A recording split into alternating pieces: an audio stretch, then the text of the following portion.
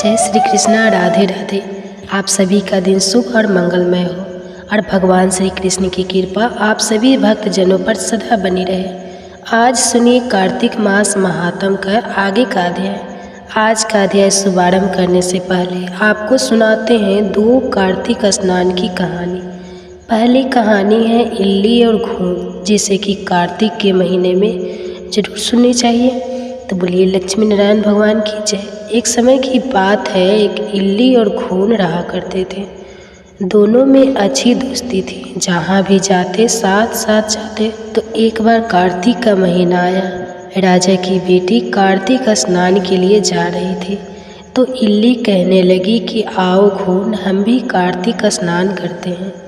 राजा की बेटी जाती है तो हम भी चले जाएंगे, क्या पता हमें भी पुण्य फलों की प्राप्ति हो।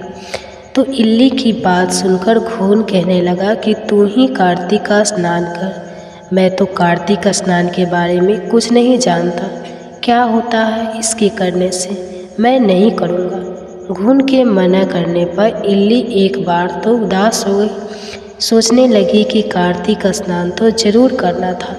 तभी उसके मन में एक विचार आया कि राजा की बेटी जाती है तो उसके पल्ले से लगकर चली जाऊंगी और उसी के साथ वापस भी आ जाऊंगी, मुझे अकेली जाना नहीं पड़ेगा। तो ये सोचकर वह तो बहुत ही खुश हुई। और दूसरे ही दिन से राजा की लड़की जब स्नान करने के लिए जाती तो उसके चुन्नी के पल्लों के लगकर वह इल्ली भी चली जाती। जब राजा की बेटी गंगा जी पहुंच जाती तो इल्ली उतरकर धीरे से गंगा स्नान करती और वापस आकर चुन्नी के पल्ले से लग जाती। इस तरह इल्ली ने राजा की बेटी के साथ पूरे महीने कार्तिक का स्नान किया। घून से वह रोजाना कहती थी, पर घून ने तो एक दिन भी जाकर कार्तिक का स्नान नहीं किया। समय बीता गया। आयु पूरी होने पर दोनों मृत्यु को प्राप्त। इल्ली अपनी दूसरी जन्म में कार्तिक स्नान के पुण्य प्राप्ताप से राजा के घर में उसने जन्म लिया और घून राजा के घर का गधा बन गया। अब राजा की बेटी खूब लाड़ प्यार के साथ पलने और बढ़ने लगी। समय के साथ वह बड़ी हुई तो राजा ने अपनी बेटी का विवाह किया। खूब सारा दान दहेज देकर अपनी बेटी को विदा किया। अब बेटी ससुराल जाने लगी तो उसने अपनी पालकी रुकवा ली और राजा से कहा कि पिताजी, मुझे तो यह गधा चाहिए। तो अपनी बेटी के मुंह से इस तरह की बात सुनकर राजा को बड़े ही हैरानी हुई। राजा ने कहा कि बेटी, तुम चाहे तो धन और दौलत ले जाओ, इस गधे को मत लेकर जाओ। लोग क्या कहेंगे कि राजा के घर से आई है और दहेज में गधा लेकर आई है। पर राजा की बेटी तो अपनी जीत पर अड़ी रही। उसने कहा कि पिताजी, मुझे और कोई दान दहेज नहीं चाहिए, मुझे तो बस यह गधा दे दो, सब कुछ मिल जाएगा। राजा को आखिर अपनी बेटी के आगे झुकना ही पड़ा और उस गधे को रथ के बंधवा दिया। अब गधा को रथ के साथ साथ तेज दौड़ने लगा और इस तरह राजा की बेटी अपनी ससुराल पहुंच गई। वहां पर खूब लोग इकट्ठा हुए थे, देखने आए थे कि राजा के बेटे की बहू कैसी है। पर जब लोगों ने रथ के गधा बंधा हुआ देखा तो सभी लोगों को बड़ा ही आश्चर्य हुआ और वे सब कहने लगे कि देखो, राजा के घर से आई है और गधे को लेकर आई है। पर वह कुछ नहीं बोली। राजा और उसके बेटे को भी बड़ी हैरानी हो रही थी कि बहू गधे को लेकर क्यों आई है। फिर रथ से खोलकर गधे को महल के नीचे बंधवा दिया।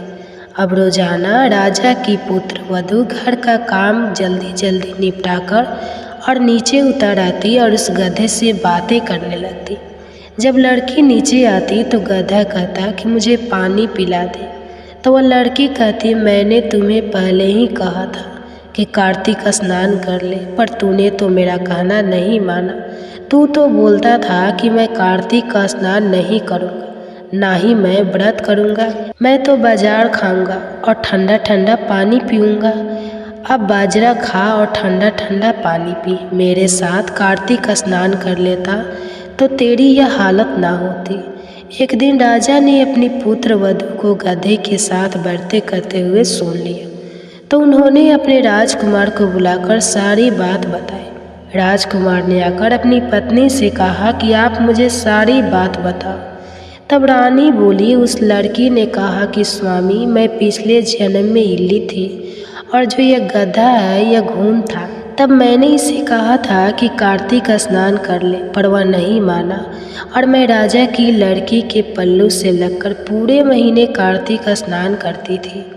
तो कार्तिक स्नान के पुण्य प्रताप से मैंने राजा के घर में जन्म लिया और राजा के घर में ही बहू बनकर आई हूँ।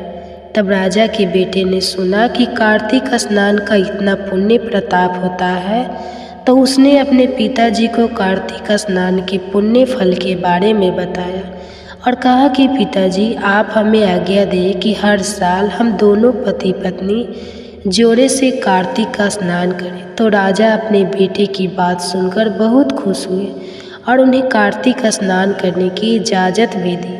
फिर राजा का बेटा और उसकी पत्नी हर साल कार्तिक के महीने में गंगा जी जाकर कार्तिक का स्नान करती थी और फिर पंडितों को भोजन करवाकर खूब दान पुण्य भी करती थी। तो राजा ने सारी नगरी में कहलवान तरह मेरे बेटे और बहू कार्तिक का स्नान करते हैं, इसी तरह सारी नगरी के लोग कार्तिक का स्नान करें। तो सारे लोगों ने अपने राजा की आज्ञा मानकर कार्तिक स्नान किया और स्नान किया हुआ पानी उस घून पर डाला जो गड्ढा बना हुआ था, जिससे वो मोक्ष को प्राप्त हुए। हे कार्तिक भगवान, कार्तिक स्नान का जैसा पुण्य फल आपको इल्लू को दिया, वैसा सबको देना। जो भी कार्तिक स्नान करके आपकी इस कथा को श्रद्धापूर्वक सुने, उसकी सारी मनोकामनाएं पूर्ण करना। आप सुनिए धर्मराज की कहानी। एक समय एक बुढ़िया माई थी, बहुत व्रत पूजा करती थी, व्रत नियम रखती थी। बुढ़िया माई की मृत्यु हुई तो भगवान के घर से यमदूत लेने आए। बुढ़िया माई यमदूतों के साथ चली गई। थोड़ी दूर चली तो आगे गहरी नदी थी। बुढ़िया माई उस नदी में डूबने लगी। तब दूतों ने पूछा, माई, गाय दान की है क्या? तब बुढ़िया माई ने मन में गाय का ध्यान किया तो गाय माता वहाँ पर उपस्थित हो गई। गाय की पूँछ पकड़कर बुढ़िया माई नदी पार हो गई। थोड़ी दूर आगे चली तो काले कुत्ते खाने को दौड़े। तब दूतों ने पूछा, माई, कुत्ते को रोटी दी है क्या? तब बुढ़िया माई ने कुत्ते का ध्यान दिया तो कुत्ते वहाँ से चले गए। थोड़ी दूर आगे चली तो काले कौवे बुढ़िया माई को चोंच मारने लगे। तब दूत बोले कि ब्राह्मण की बेटी को सिर में तेल लगाने को दिया है क्या? तो बुढ़िया माई ने ब्राह्मण की बेटी को याद किया। तब कौवे ने चोंच मारना बंद कर दिया। अब आगे चली तो पैरों में कांटे चुभने लगे। तब दूतों ने कहा, हे माई, तूने कभी चप्पल दान की है क्या? तब जब बुढ़िया माई ने अपना दान याद किया तो उसके पैरों में चप्पल आ गई। थोड़ी दूर आगे चली तो चित्रगुप्त जी ने दूतों से कहा कि तुम किसे ले आए हो? तब वे बोले कि बुढ़िया माई ने दान पुण्य तो बहुत किया, पर धर्मराज जी का कुछ भी नहीं किया, इसलिए आगे के द्वार बंद है। तब बुढ़िया माई कहने लगी कि अब क्या करूं? मुझे 7 दिनों के लिए वापस धरती पर भेज दो। 7 दिन तक धर्मराज जी की कहानी सुनूंगी और उद्धापन करने के बाद वापस आ जाऊंगी। तब चित्रगुप्त जी ने बुढ़िया माई को वापस धरती पर भेज दिया। पूरे गांव में खबर फैल गई कि बुढ़िया माई तो भूतनी का रूप धारण करके आई है। जब वो अपने घर पहुंची तो बेटे बहू ने भूतनी समझकर घर के दरवाजे बंद कर दिए। तब वह कहने लगी कि मैं भूतनी नहीं हूँ, मैं तो धर्मराज जी के कहने पर वापस आई हूँ। अब मैं नियम से धर्मराज जी की कहानी सुनूंगी, उसका उद्धापन करूंगी और फिर वापस चली जाऊंगी। उसकी बात सुनकर बेटे ने उद्धापन की पूजा की सारी सामग्री उसे लाकर दे दी। सबने कहानी सुनी, लेकिन हुंकारा किसी ने भी नहीं भरा।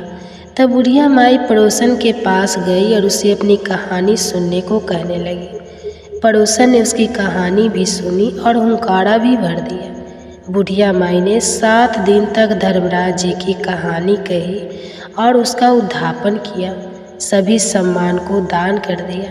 तब धर्मराज जी ने बुढ़िया माई के लिए धरती पर विमान भेजा। विमान देखकर तो सभी गांव वाले स्वर्ग जाने के लिए तैयार हो गए। बुढ़िया माई कहने लगी कि मेरी कहानी तो बस पड़ोसन ने सुनी है, उसी ने हुंकारा भरा है, इसलिए सिर्फ पड़ोसन मेरे साथ जाएगी। तो सब गांव वालों ने बुढ़िया माई के पैर पकड़ लिए और कहने लगे कि हमें भी धर्मराज जी की कहानी सुना दो। तब बुढ़िया माई ने सबको धर्मराज जी की कहानी सुना दी। कहानी सुनने के बाद सभी लोग विमान में बैठकर स्वर्ग पहुँचे। तब धर्मराज जी कहने लगे कि मैंने जो सिर्फ बुढ़िया माई के लिए विमान भेजा था, ये सारे गांव वाले क्यों आ गए? तब बुढ़िया माई बोली कि मेरी कहानी इन सभी ने सुनी है, इसलिए मेरे पुण्य का आधा पुण्य इन्हें भी दे दो। तब धर्मराज जी ने सभी गांववासियों को स्वर्ग में वास दिया। हे धर्मराज जी महाराज, जैसे बुढ़िया माई को स्वर्ग में वास दिया, धर्मराज जी की कहानी कहते सुनते हुंकारा भरते सबको स्वर्ग में वास देना, सबकी मनोकामनाएं पूरी करना, सब पर अपनी कृपा बनाए रखना। बोलिए धर्मराज जी की जय हो। आप सुनिए माता लक्ष्मी की कथा करती है। कार्तिक मास में कौन से ऐसे काम करने से माँ लक्ष्मी आपके घर में अस्थायी रूप से निवास करती है? तो आइए इस पावन कथा का श्रवण करते हैं। एक समय की बात है, देवर्षि नारद भगवान श्री कृष्ण से मिलने के लिए द्वारिका नगरी में पधारे। नारद जी को देखकर भगवान श्री कृष्ण कहते हैं, हे देवर्ष पधारिए, द्वारिका नगरी में आपका स्वागत है। आज द्वारिका में आने का क्या प्रयोजन है? देवर्षि नारद कहते हैं, हे प्रभु, मन में आपके दर्शन करने की इच्छा हुई सो चला आया। भगवान श्री कृष्ण मुस्कुराते हुए कहते हैं, हे देवर्ष, अवश्य ही आपके मन में आज कोई ना कोई बात चल रही होगी, इसलिए निसंकोच होकर पूछ लीजिए।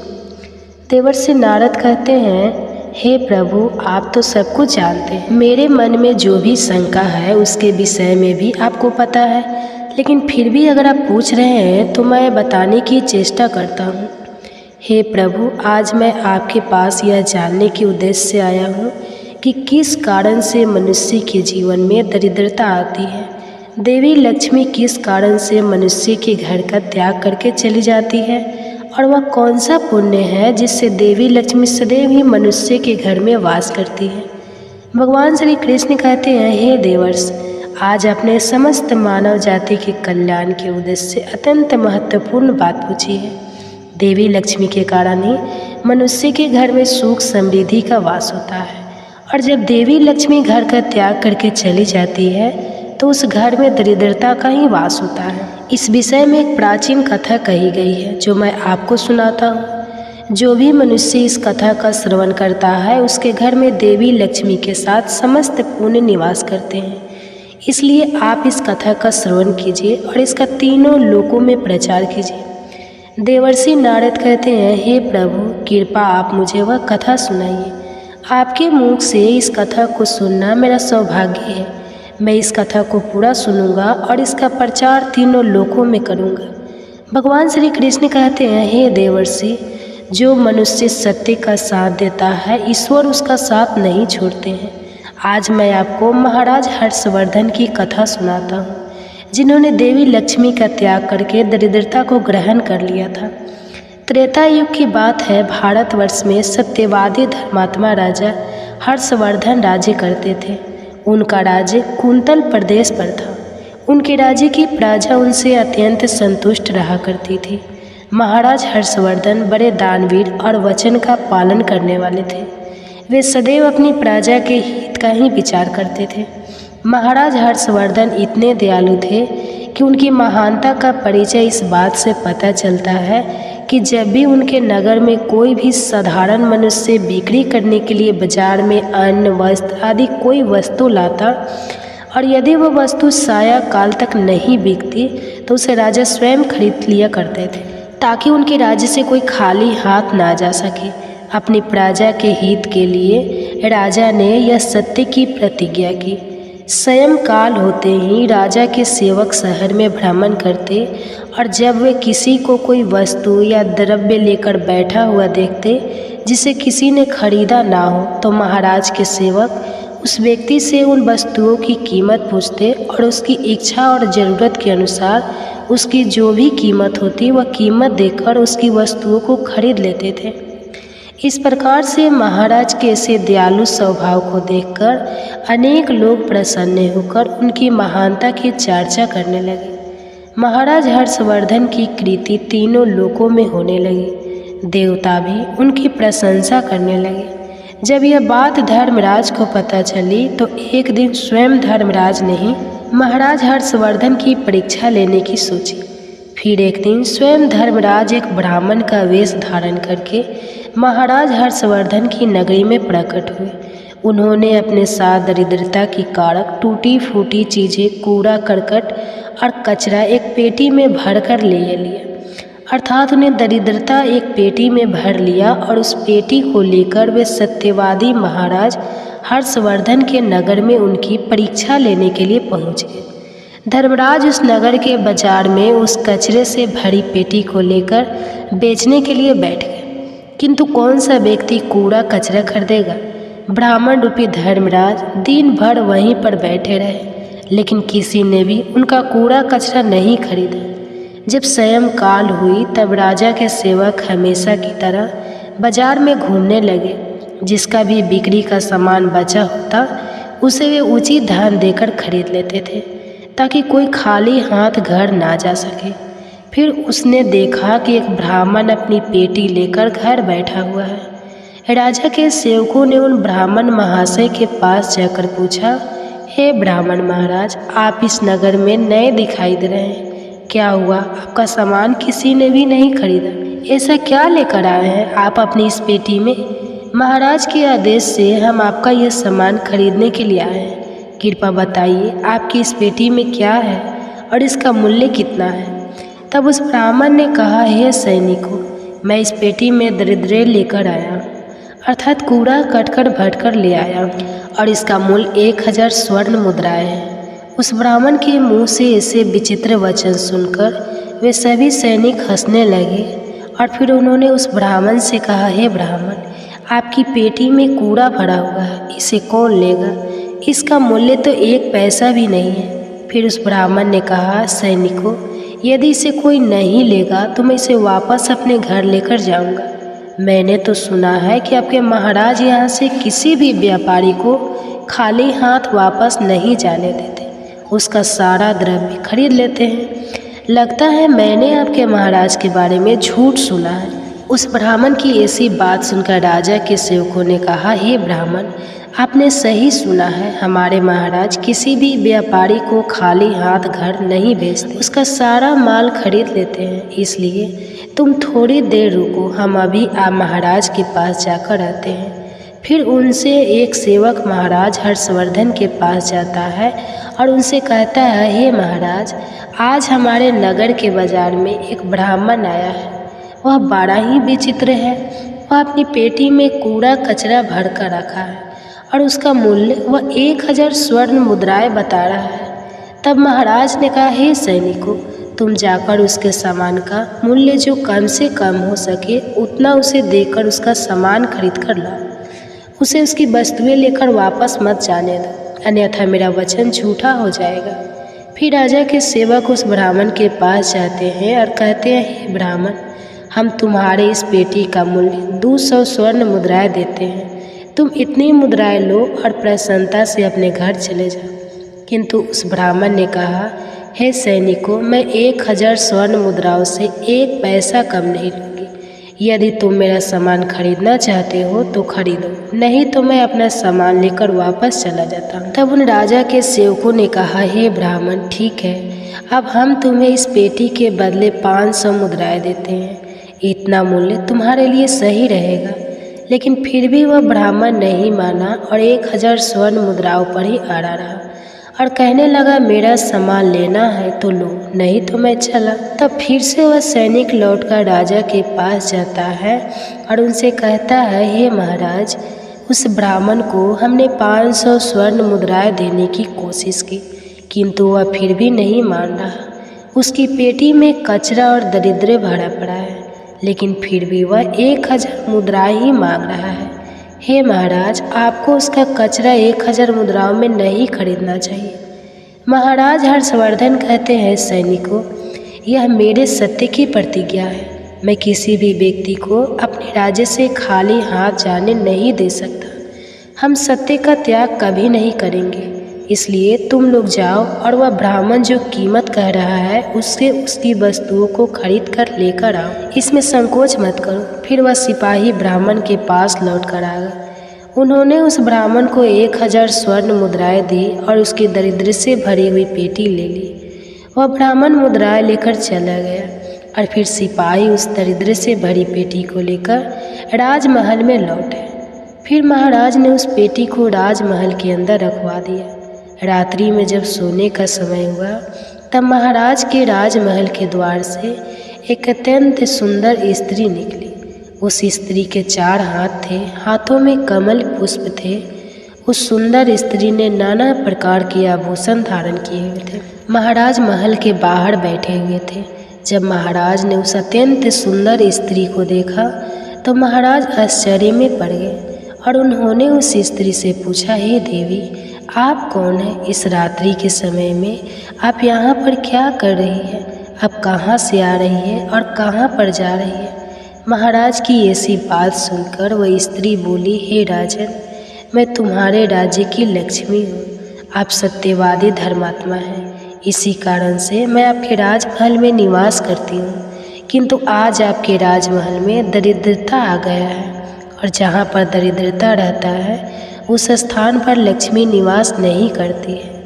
आज आपने एक पेटी से भरा दरिद्र अपने घर में रखा है, इसलिए अब मैं यहाँ से जा रही हूँ। तब महाराज हर्षवर्धन ने हाथ जोड़कर प्रणाम करके देवी लक्ष्मी से कहा, हे माँ लक्ष्मी, आपकी जैसी इच्छा, मैं आपके वचन और प्रतिज्ञा से बंधा हूँ। मैं अपना वचन नहीं तोड़ सकता। इस कारण से मैं इस दरिद्रता से भरी पेटी को लेने से मना नहीं कर सकता था। कृपा आप मुझे क्षमा कीजिए। तब देवी लक्ष्मी महाराज के राजमहल का त्याग करके चली जाती है। थोड़ी देर बाद राजा ने एक बहुत ही सुंदर युवा पुरुष को राजमहल के दरवाजे से निकलते देखा तो महाराज ने उससे पूछा, हे देव, आप कौन हैं? यहाँ पर कैसे आए हैं और आप कहाँ जा रहे हैं? उस सुंदर पुरुष ने कहा, हे राजन, मेरा नाम दान है। आप सत्यवादी धर्मात्मा हैं, सदैव धर्म का पालन करते हैं। इसी कारण से मैं आपके राजमहल में निवास करता था, किंतु अब देवी लक्ष्मी आपके राजमहल को त्याग कर चली गई है। लक्ष्मी के बिना आप दान कहाँ से करेंगे? इसलिए मैं भी अब आपको छोड़कर जा रहा हूँ। तब महाराज हर्षवर्धन बोले, हे देव, ठीक है, जैसी आपकी इच्छा आप भी जा सकते हैं, किंतु मैं अपने वचन को तोड़ नहीं सकता। फिर वह दान भी महाराज को छोड़कर चला जाता है। उसके बाद अन्य एक सुंदर पुरुष राजमहल से निकलता हुआ दिखाई पड़ा। तब महाराज ने उससे पूछा, हे देव, आप कौन हैं और कहाँ जा रहे हैं? तो उस पुरुष ने कहा, मैं राजन, मैं यज्ञ हूँ। आप सत्यवादी धर्मात्मा हैं। आप सदैव दान धर्म करते थे, इसी कारण से मैं आपके राज्य में निवास करता था। किंतु अब देवी लक्ष्मी और दान आपका घर छोड़कर चले गए हैं, इसलिए मैं भी जा रहा हूँ, क्योंकि लक्ष्मी के बिना यज्ञ नहीं किया जा सकता और दान के बिना यज्ञ संपन्न नहीं हो सकता। इसलिए मैं भी आपका त्याग करके जा रहा हूँ। महाराज हर्षवर्धन ने कहा, हे देव, ठीक है, जैसी आपकी इच्छा आप भी जा सकते हैं, किंतु मैं अपने वचन का त्याग नहीं करूँगा। फिर वह यज्ञ भी राजमहल को छोड़कर चला जाता है। फिर कुछ समय बाद एक अन्य अत्यंत सुंदर पुरुष राजमहल से जाता हुआ दिखाई देता है। तो राजा ने उनसे भी पूछा, हे महाशय, आप कौन हैं और राजमहल छोड़कर क्यों जा रहे हैं? तब उस पुरुष ने कहा, हे राजन, मैं यश हूँ।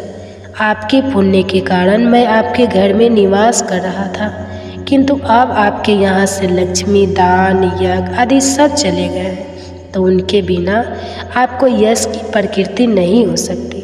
इसी कारण से मैं भी यहाँ से जा रहा हूँ। तब राजा ने उन्हें भी नमस्कार किया और आदरपूर्वक जाने दिया। फिर उसके बाद अन्य एक अत्यंत सुंदर स्त्री राजमहल से निकली, जिसने सुंदर वस्त्र परिधान किए हुए थे। उसे देखकर राजा ने पूछ लिया, हे देवी, आप कौन हैं और आप किस कारण से मेरे राज्य महल का त्याग कर रही हो? तब वह स्त्री बोली, हे राजन, मैं कृति हूँ। लक्ष्मी, दान, यज्ञ और यश ने भी आपका साथ छोड़ दिया है, तो उनके बिना मैं भी आपके राजमहल में नहीं ठहर सकती, इसलिए मैं भी जा रही हूँ। तब राजा ने उन्हें भी जाना ही। अंत में एक अत्यंत सुंदर पुरुष राजमहल से निकला और उसे देखकर राजा ने पूछा, हे देव, आप कौन हैं और आप भी हमारे राजमहल को छोड़कर क्यों जा रहे हैं? तब उस पुरुष ने कहा, हे राजन, मैं सत्य हूँ। आप एक सत्यवादी धर्मात्मा राजा हैं, इसलिए मैं आपके यहाँ निवास करता था, किंतु अब आपके यहाँ से लक्ष्मी, दान, यज्ञ, यश, कृति आदि सभी चले गए हैं, तो मैं भी यहाँ से जा रहा हूँ। तब महाराज हर्षवर्धन ने कहा है, हे सत्य, आप भी मेरा त्याग कर रहे हैं, किंतु मैंने तो आपका कभी त्याग ही नहीं किया। आपका त्याग ना करने के कारण ही सभी मुझे छोड़कर जा रहे हैं, इसलिए आप मुझे छोड़कर कैसे जा सकते हैं? मैंने अपने सत्य वचन का पालन करने के लिए ही दरिद्री को अपने घर में रखा था। मैंने संसार के कल्याण के लिए यह वचन दिया था कि मेरे राज्य से कोई भी खाली हाथ नहीं जाएगा।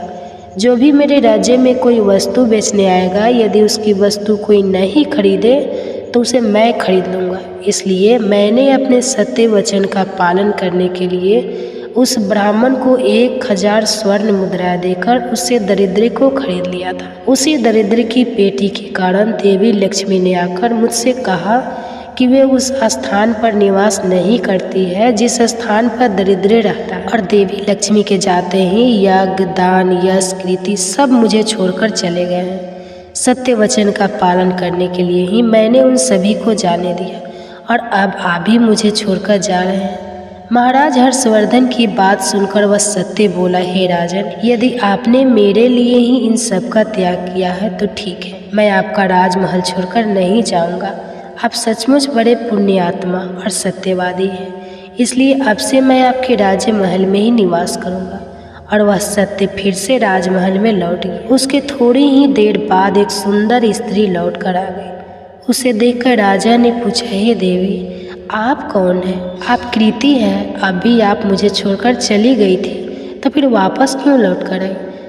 आप तब कृति ने कहा, हे राजन, मुझे क्षमा करो, मैं लक्ष्मी, यश, दान, यश के बिना तो रह सकती हूँ, किंतु सत्य के बिना नहीं, इसलिए जहाँ सत्य रहेगा मैं भी वहीं पर रहूँगी।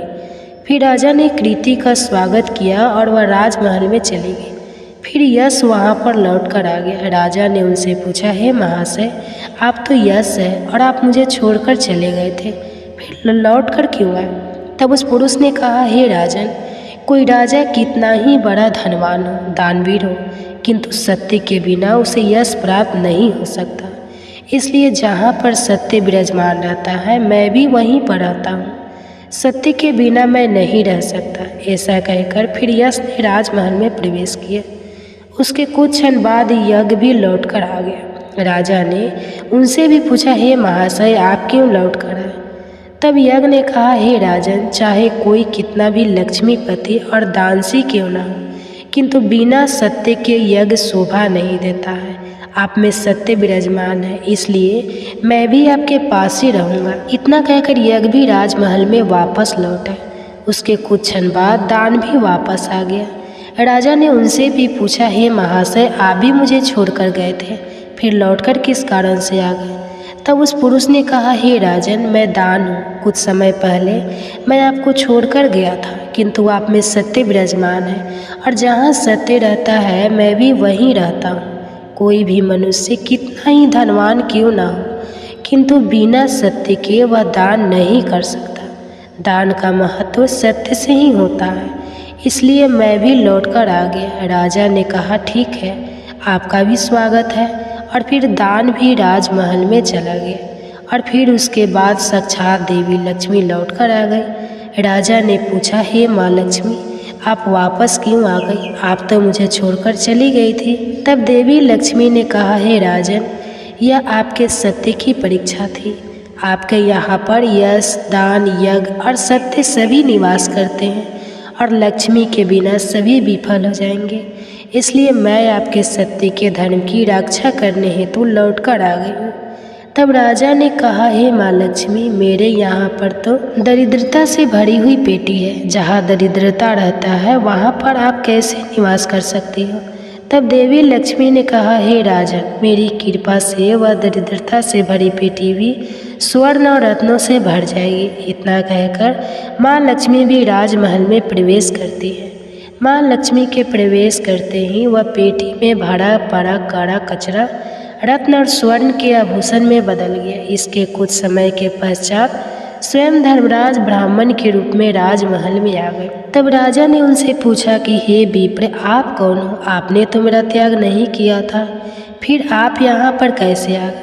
तब उस ब्राह्मण ने कहा, हे राजन, मैं साक्षात धर्म हूँ। मैं ही ब्राह्मण का रूप धारण करके आया था और मैंने ही 1000 स्वर्ण मुद्राओं के बदले तुम्हें दरिद्र दिया था, किंतु तुमने अपने सत्य के बल से मुझे जीत लिया है।